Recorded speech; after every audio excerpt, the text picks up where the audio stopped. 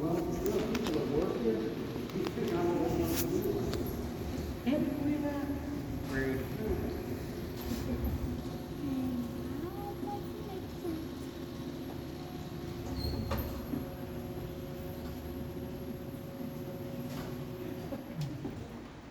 Shovels, sledgehammers, wheelbarrows, that kind of thing. And it was 12 feet by 12 feet.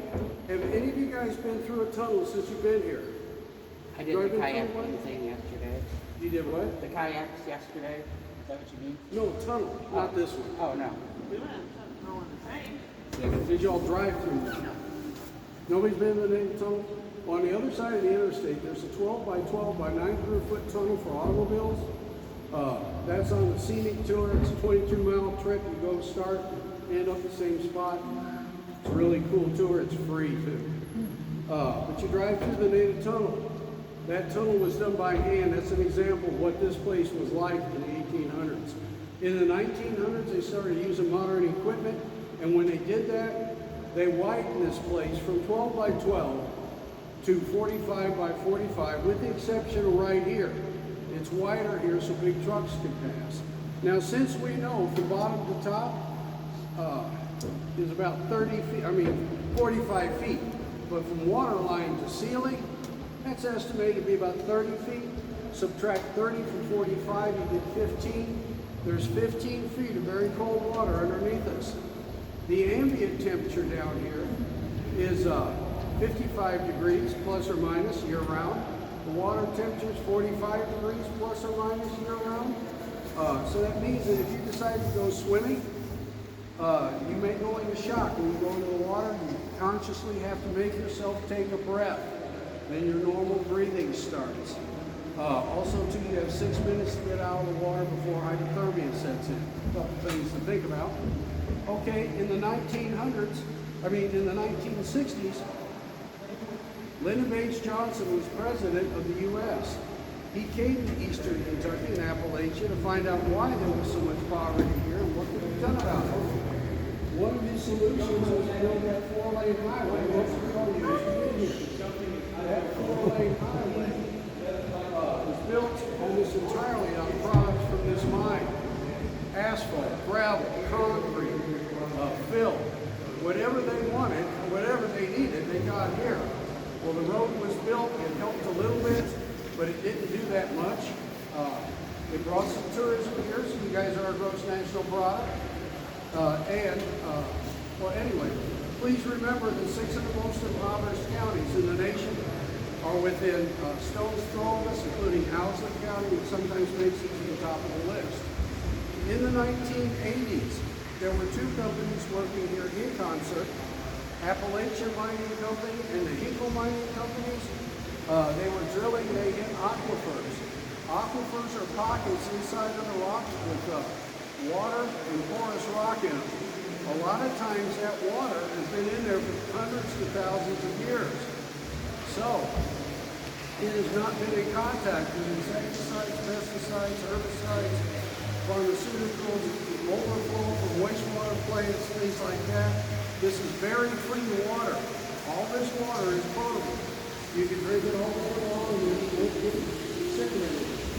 And to give you some confidence about that, I've been working here for 17 years. I drink this water every day. I'm 17 years old and I have not noticed any physical problems caused by the water. So, that should make you feel good. Now, we're going in here. It's called the shower room. I'm going to have to steer for a couple minutes to be busy. I'm negotiating a path through here now. I got an idea. My job is to keep any collateral damage down to a minimum. Collateral damage is defined as you guys getting wet. The last time I got somebody soaked, they took my picture and put it at the bottom of the chicken coop. Okay, that's where if you hear me talk to the phone, don't worry. If the road calls back, raise the window.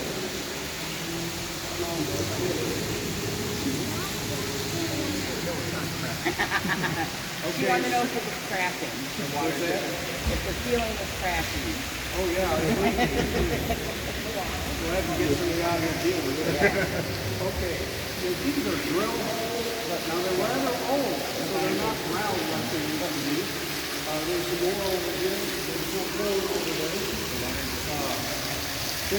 actually an easy day to get through here so far.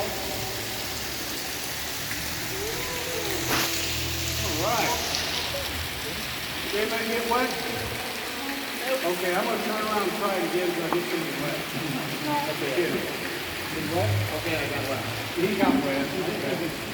Okay, so, in 1980, the miners in the aquifers, they pumped this water out, no problem, they're making money. Well, 1985, the price of limestone fell, and this place became economically unfeasible. They couldn't make money. Miners packed up and left. They just left.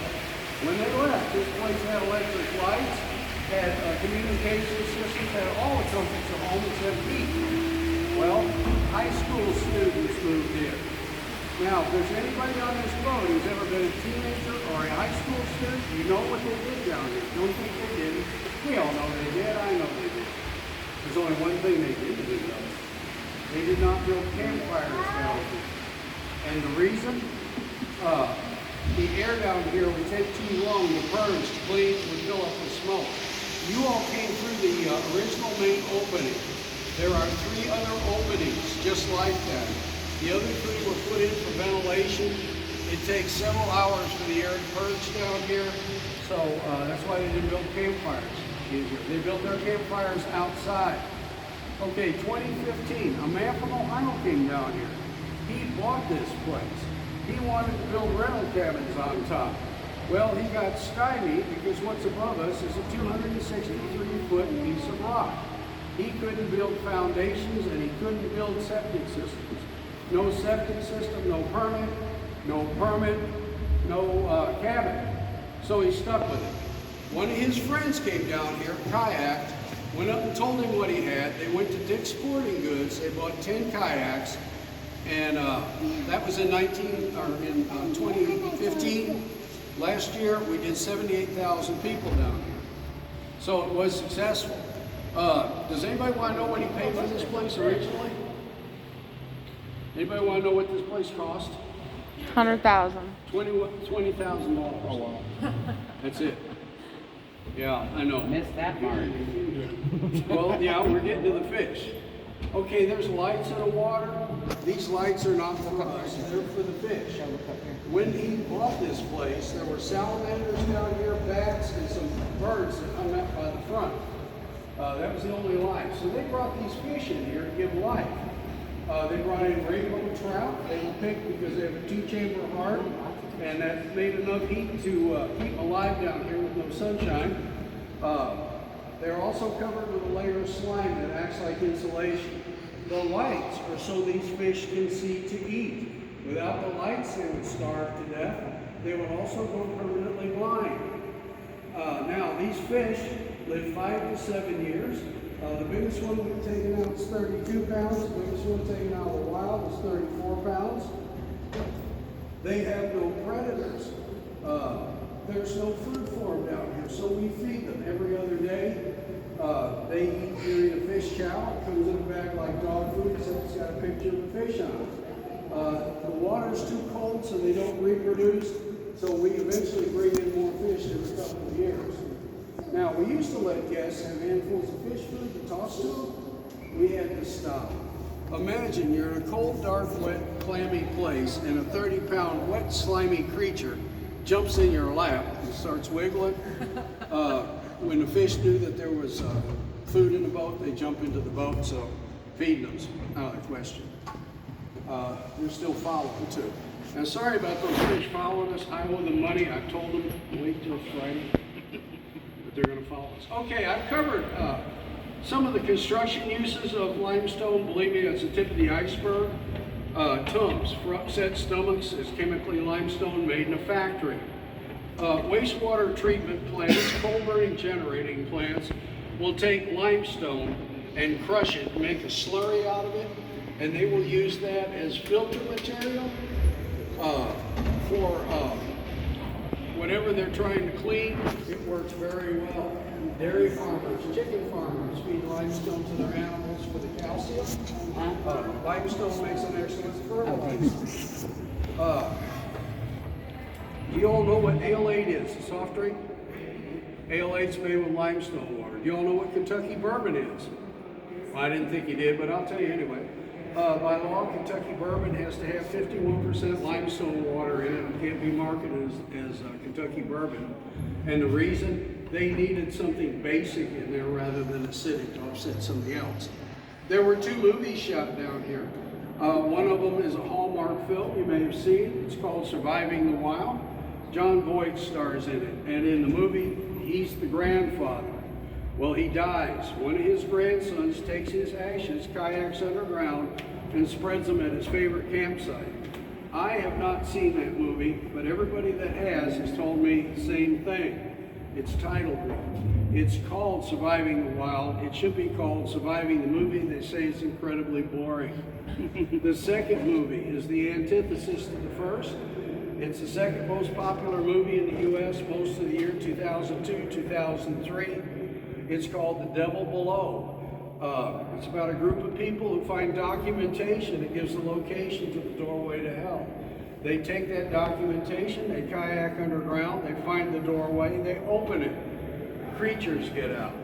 Well, I haven't seen that movie either, but there's a reason. I work down here. I've got enough to worry about without worrying about something coming up and trying to bite me. That movie's still available on Amazon. Oh boy, we got something to do with the water.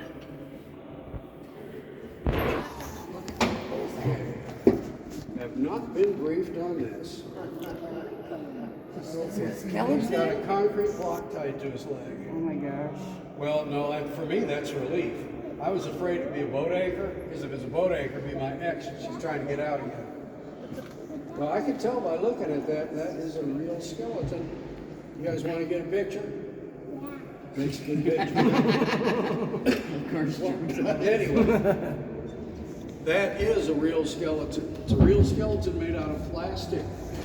It's a Halloween decoration. It was way too cool to be taken down, so they left it. The only terrifying thing about it is that it was fully dressed when they put it in the water originally. The clothes either disintegrated, cheap Chinese cotton, or somebody stole them. Somebody with bad taste. Okay, the next thing I'm going to show you are hieroglyphics that have been left by high school students. There they are. Now, of course, we have absolutely no idea what that means, but we have top men working on it. Top men. Now, I've got some really, really bad news for you guys. We won't find any bats in the mine today. We have, well, they're all outside eating mosquitoes. That's what their purpose is. During the summer, spring, summer, and early fall, they stay outside of the mine and they eat mosquitoes all day long. They eat about 1,200 mosquitoes a piece a day. That is, about 1.5 times their body weight. We have Indiana brown bats who hibernate in clusters. And we have 2 types of local brown bats who hibernate by themselves or with their mates. These bats are about the size of your thumb. And the kids call them furry chicken McNuggets. And they will tell you that they're awfully good with honey mustard sauce. Don't buy into that, please. Because I wouldn't eat one. Okay, now, if you guys are really into bats, go to Australia. They have a bat that is a 4-foot wingspan. Guess what it eats? Birds. No, it eats fruit. And in Australia, everything there is either venomous, poisonous, or swallow you whole, and their bats eat fruit. What's wrong here? That's odd.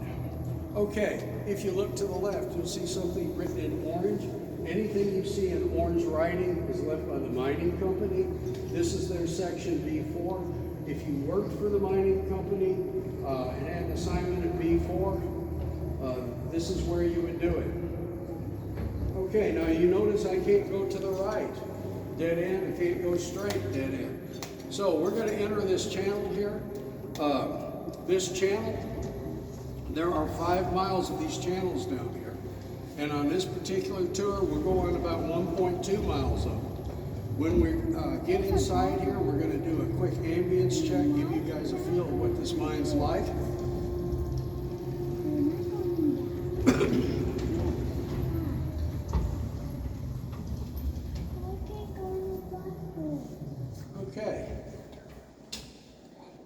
Does this feel better? Notice there's no wind, there's no current.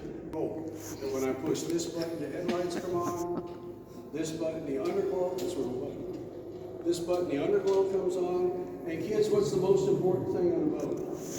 Other than me? Motor. The motor. And that came on. We're in very good shape.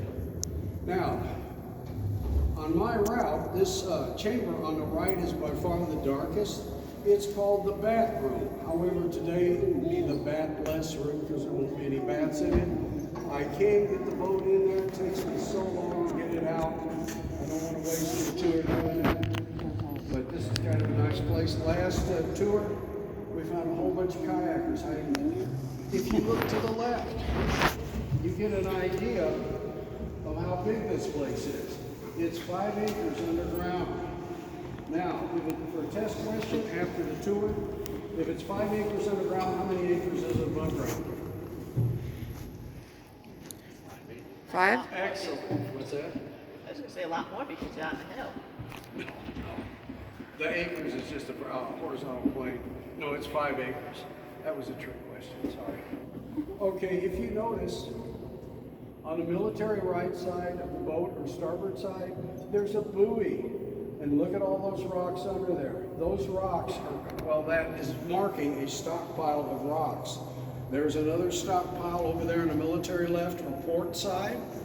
There's a total of 12 stockpiles down here. And I've been told if all 12 stockpiles are scooped up, taken to the front, run through the processed through the crusher to the customer specifications, and delivered, it could bring as much as $250,000.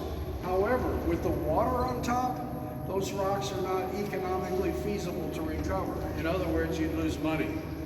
So, they're nothing but a pile of rocks. Now, right here, my talk becomes more serious because of this L, chicken leg, or turkey foot. That dark gray rock is called shale. Shale's a unique rock. It's the only rock that doesn't have enough strength to hold its own weight. Normally, when it's exposed like that, it falls, crumbles, and shatters like glass. That example hasn't done that. I don't know why. My guess is it's probably got limestone running through it or something like that to hold it up. If you look to the starboard or right side, you'll see another example of shale. This example has fallen. And when it fell, it left the impression of the head of the Doberman Pinscher. If you look over here, it's another example of shale that fell. It just left a big pocket inside of the rock. These white lights that once gave you hope, that's not what they're for. We give unguided kayak tours here. You could come here, rent a kayak for 2 hours, go wherever you want to in a mine. This place is shaped like a waffle fry. If you go to the center, it's pretty cool.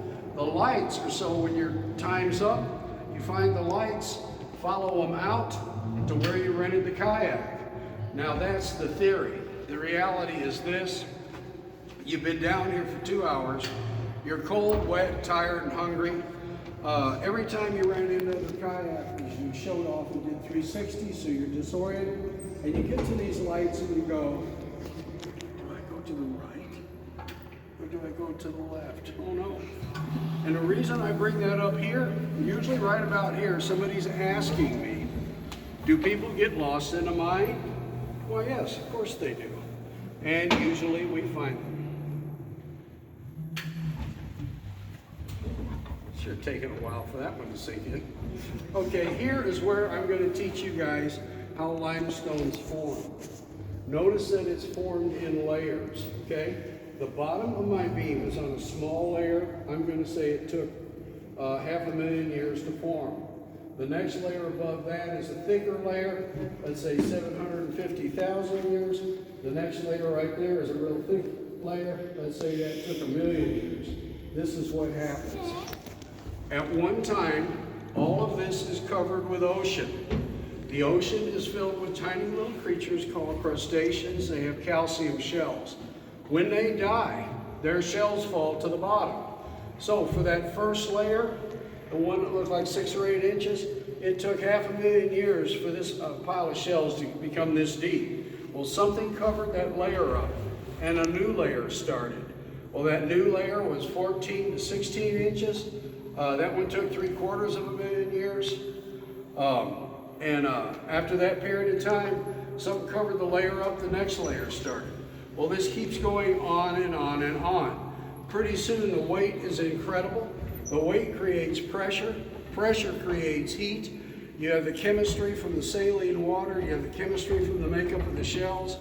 And after X period of time, you have limestone.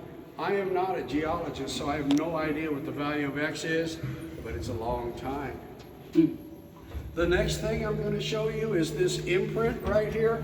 It's an imprint or a fossil, whichever you prefer.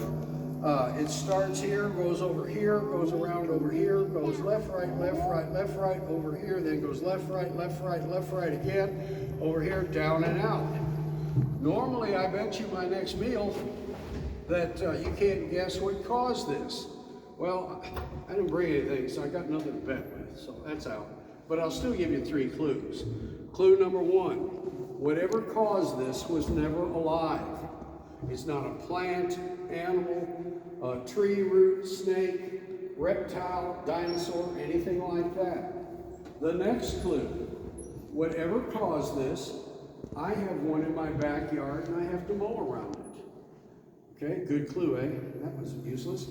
The last clue, whatever caused this meanders. What meanders in literature? And to give you a reference, you were walking along a narrow mountain pathway and you stepped over a meandering stream. Did somebody else say it up here? Creek? Okay, well you both get credit, because that's what this is. Okay, now if I had started from this other direction, if we come from the other direction, I wouldn't have to tell you anything about it, because this is obviously like a little creek. It looks like, the trail looks like your yard after a heavy rain and the sun's come out. You see what I mean? It just goes back and forth, just takes its time. Okay, so if this is a stream, that means at one time this was the surface of the earth, right? Please don't forget there's another 260 feet of rock above us. So this happened a real long time ago, very possibly before I was born. Maybe not. Okay, the next thing I'm going to show you, this pile of shale. This pile of shale was one piece. It fell out of this socket directly above it and went boom. When it did, all the miners were in the far end of the mine. They were eating lunch. They heard it. They couldn't do anything about it for 2 hours. They said this entire place was filled with dust, so much you couldn't see more than 2 feet. If you look at the bottom, you'll see that the bulk of it is underwater. This thing is still active. We don't go close to it. Last week we saw a piece of rock fall out of it when we were touring here. But you see all the shale that's still in there? That's just left to fall. Okay. Now, this is for the kids. The bottom of my beam is on a piece of shale that looks like a Disney cartoon character. Which character? It's a friend of Mickey and Minnie's. Who could that possibly be? Who looks like that? Who does it look like to John? Who is it? Can't. Somebody squeeze his head, make him talk. He knows. Goofy? Who said that? That's correct. Goofy? I heard it over here. Yeah, Goofy. Okay, that's correct. Now, it could also be Pluto, and sometimes I look at it, it looks like the coyote from the Roadrunner. However, the people who sign my check say it's Goofy. Therefore, it is Goofy because this is an autocracy, and I have absolutely no say. Okay, now when we come up over here, I'm going to show you the underneath side of a sinkhole.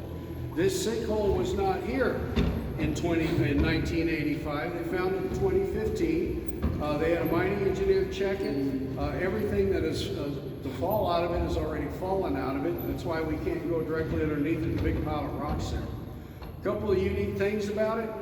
When it rains, no water comes down, which means that it never got to the surface. But it's going there. And the other thing, A large round rock has rolled over and covered it up from inside of the earth. It must have come out of one of the aquifers, and you guys get to see that. Now, I've looked at this 100 times, and I haven't figured out how it happened. I just accept the fact that it did. One of these days, I'll figure it out. But you'll all be able to see this up in there. You see a large round rock up in there? You got there yet? Can you see that rock? Yeah. Well, that's what we covered it up. Now, as long as we're looking up, look at this shiny stuff.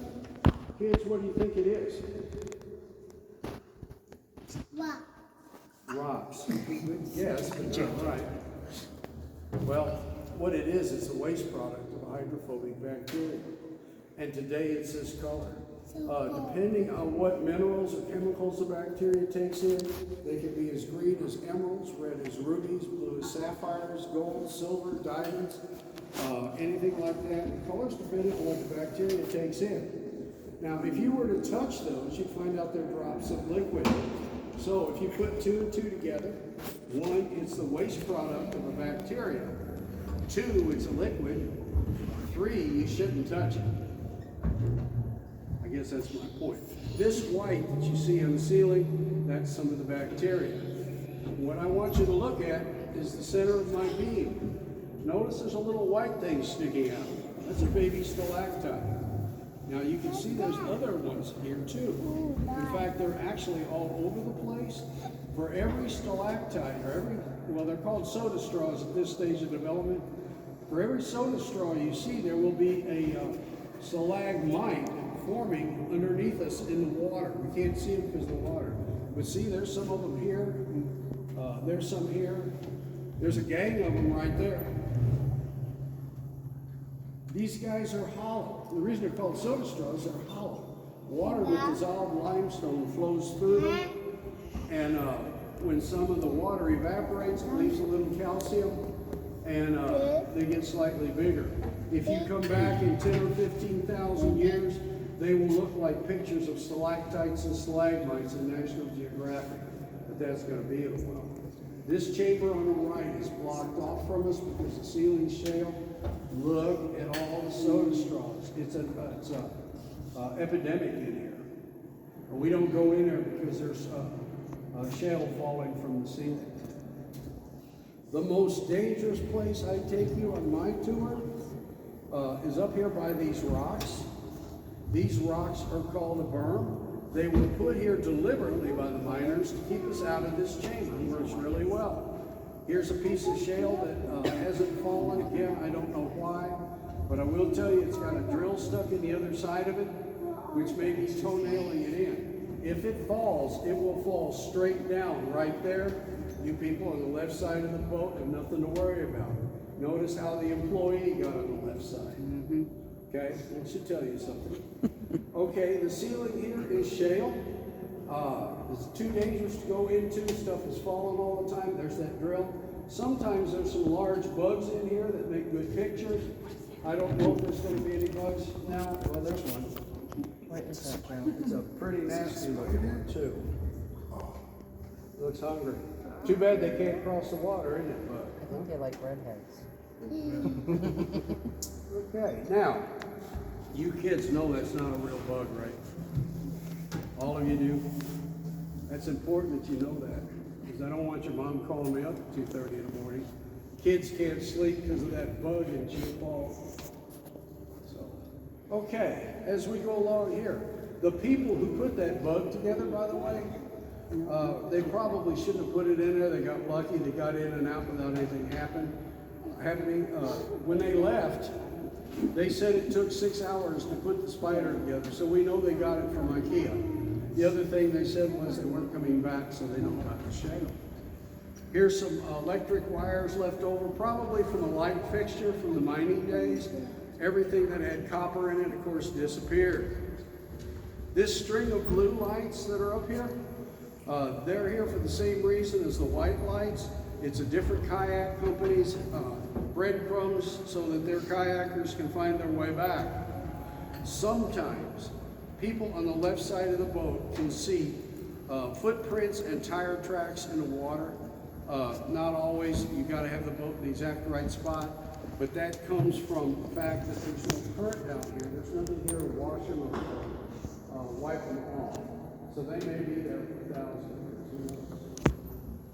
Who knows? Okay, the next thing we've got is when we pass this pylon, we're going to come inside and Kentucky's answer to the Loch Ness lobster. Ours is called Jessie. She is a second cousin, twice removed from Nessie. And when you see her, it is her neck, which is so spectacular, much more than her head. And if she's up, I'll hit her with a light beam and you get to see her.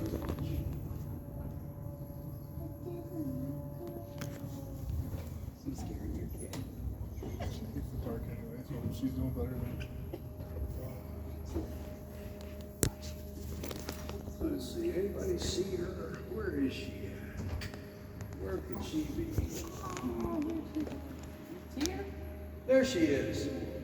Okay, her neck is one of the water lines that they use to pump the water out with. It's either a 4 or 6 inch line. We're sitting on approximately 24 million gallons of local water. I don't think they had a chance. The next thing that we're coming up on, if you look at this pylon at our 1 o'clock up here, right there, notice that 2 of the layers are a different color. That is still actually limestone that has magnesium in it. When limestone has magnesium in it, it's called dolomite. Dolomite is the only rock that conducts electricity. The pyramids are made out of dolomite. And that's why I think some people think that the Egyptians had help from aliens because they didn't have electricity. But there's actually no sign they ever used electricity there anyway. So, okay, make a right turn here, and we're going to do a physics experiment to the kids. Notice how calm and pristine this water is until the kayakers show up. Anybody have any questions so far?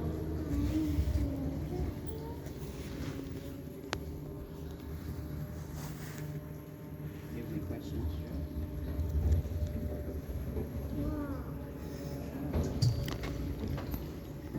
Okay, we're going to do a little physics experiment. This is a scientific experiment, kids. This is not magic. This is for real. Okay, you see a sign up there? Oops, let me get this book settled. You see something up there? There we go. See it? Look mentally. See the sign? Okay, what I'm doing is I'm charging that sign with energy from my light beam. And we're going to get a little closer, and I usually do this because it's getting foggy. And, I guess right about now, we'll turn the light off. Notice that the sign, why won't these turn off? Glows, okay? That's because it's got radium in it. It's radioactive, just slightly. See a little bit of glow?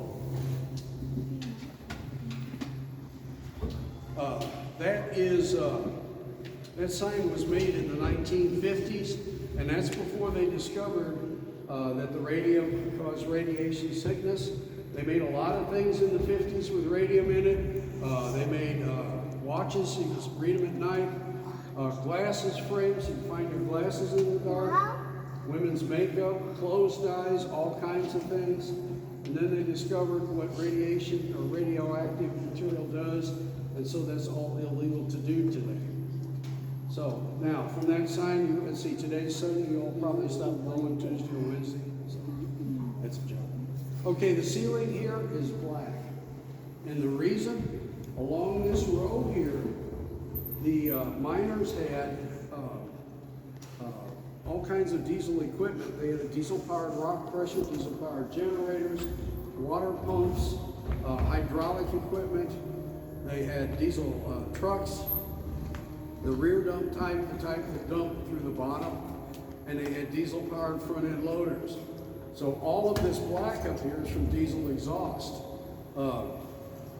These white splotches is where water is condensated and washed some of the carbon away. So we have put a little pollution in here, not as much as one would expect.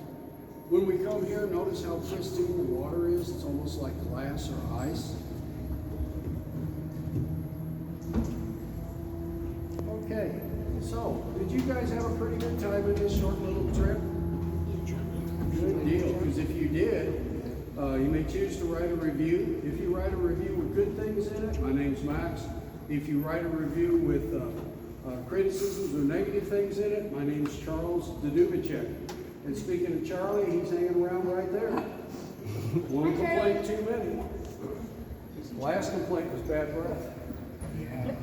Okay, now, the next thing we do is I'm going to make a wide bounding right turn here. And the reason it's a wide bounding turn, there's a drill tip stuck in the side. When a drill's stuck in the side, that's minor to minor communication, warning of danger. This drill has been in the side there for 50, 55 years. Nothing's happened. Maybe somebody made a mistake. Maybe it's a drill that got hung up in there and they couldn't get it out. Or maybe it's somebody's idea of a joke. I don't know which one. Either way, we'll treat it as if it is dangerous and we'll keep our distance. It should be in sight right about now. There it is. What I'm thinking is that they must have thought that this little outcropping here was going to fall, but apparently it didn't. So if it does while we're in the boat here, it'll fall straight down. It's not going to fall on us, and you people on the left side of the boat have nothing to worry about. We're going to start charging more for that side. Okay, we can see that we got the dock in front of us. When we get up to the dock, you guys stay in your seats until we get the boat tied off in 2 places. Then you all can start taking turns getting off. Not everybody all at once in the boat doesn't jump over.